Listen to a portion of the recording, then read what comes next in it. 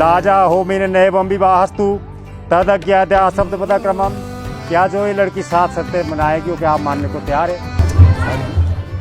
हिंदुस्तान के सबसे मशहूर शिव गायक हंसराज रघुवंशी और मंडी के सरका घाट की बेटी कोमल सकलानी के पिछले सप्ताह गांव में हुए विवाह ने हिमाचल की समृद्ध परंपरा और सादगी को पूरे देश में सराहना दिलाई। हालांकि शादी के बाद पिछले कल देश भर के गणमान्य मेहमानों के लिए चंडीगढ़ के होटल में एक भव्य रिसेप्शन का आयोजन भी किया गया था।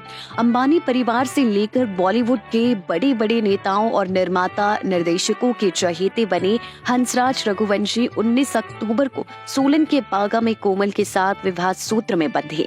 हंसराज रघुवंशी के ऊंचे स्टारडम के बावजूद विवाह के दौरान हिमाचली परंपराओं में बेहद सादगी से हुए इस आयोजन से हंसराज की खूब तारीफ हो रही है। विवाह की धाम भी पूरे पारंपरिक अंदाज में ही हुई और वर वधू ने भी सबके साथ बैठकर धाम का लुत्फ उठाया। ये सब तब है जब हंसराज आज किसी भी बड़े सेलिब्रिटी की तरह डेस्टिनेशन वेडिंग जैसे खर्चीले लेकिन ट्रेंडी ऑप्शन को आसानी से वहन कर सकते थे।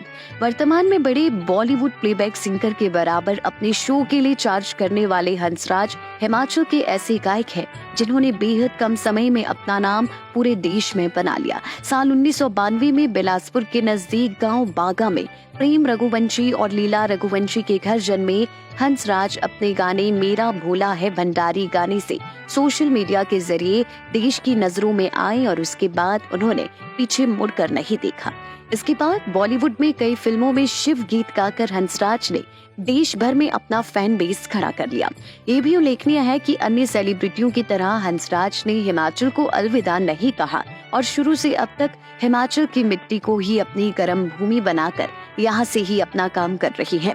हंसराज की धर्मपत्नी भी एक अदाकारा है और हिमाचल प्रदेश टेक्निकल यूनिवर्सिटी से इंजीनियरिंग में मास्टर्स की डिग्री होल्डर है। लंबे समय से हंसराज और कोमल एक साथ काम भी कर रहे थे और इस साल के शुरू में ही दोनों ने मंगनी रचाई थी। हंसराज रघुवंशी का शुरुआती संघर्ष, फिर उनकी असाधारण सफलता और सफलता के बाद का उनका जीवन हर नौजवान हिमाचली के लिए एक आदर्श है।